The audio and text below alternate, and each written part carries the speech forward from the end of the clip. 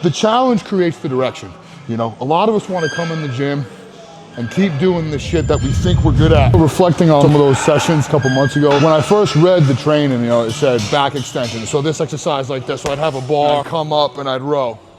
Come up and I'd row. So you choose a weight. Week 1 was for 2 minutes. And you go into RDL. RDLs for 2 minutes. 1 set, 2 minutes. And then I had curl and press for 2 minutes. So like for the RDLs, for example, I was thinking like what do you RDL for 2 minutes? And then 2.5 week 2, and then 3 week 3. I was like, I'll do 185 maybe. But Shane told me, he's like, do a 140. 140 kgs, that's like 315. So, you know, all right. And what's funny is the motherfucker was right, dude. The motherfucker was right. Thinking about it, I'd say there's no way I can RDL 315 for 2 minutes straight. The way it ended up being is, you know, I'd make it and I'd have like 15 seconds left after I'd, you know, done as much as I could of good, decent, solid reps. You know, focusing on good stretch, good squeeze, rather than like just hammering through reps. And then he said, next week, add 30 seconds, maintain the load. And you know, it's like in my mind, after that 2 minute set, I'm just thinking like, how the fuck am I gonna go for another 30 seconds? But it's there. I think, if I'm not mistaken, that last week, the 3 minute and 3 minute 30 second, I think I did like 60 plus reps of RDLs with 315. You know, just trying to really build and bulletproof my posterior chain.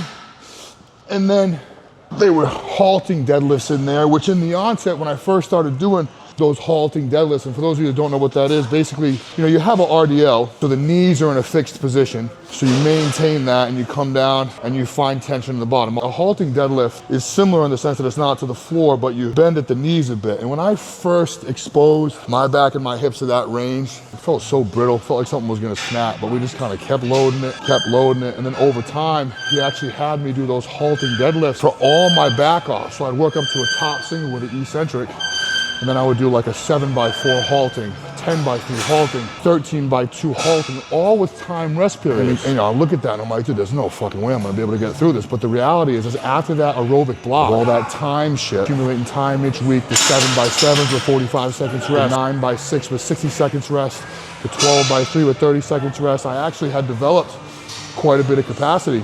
And even though it sounds like 30, 45 seconds rest for a 7x4 of a halting deadlift would be impossible, I was in shape for it. And I kept adding load to it.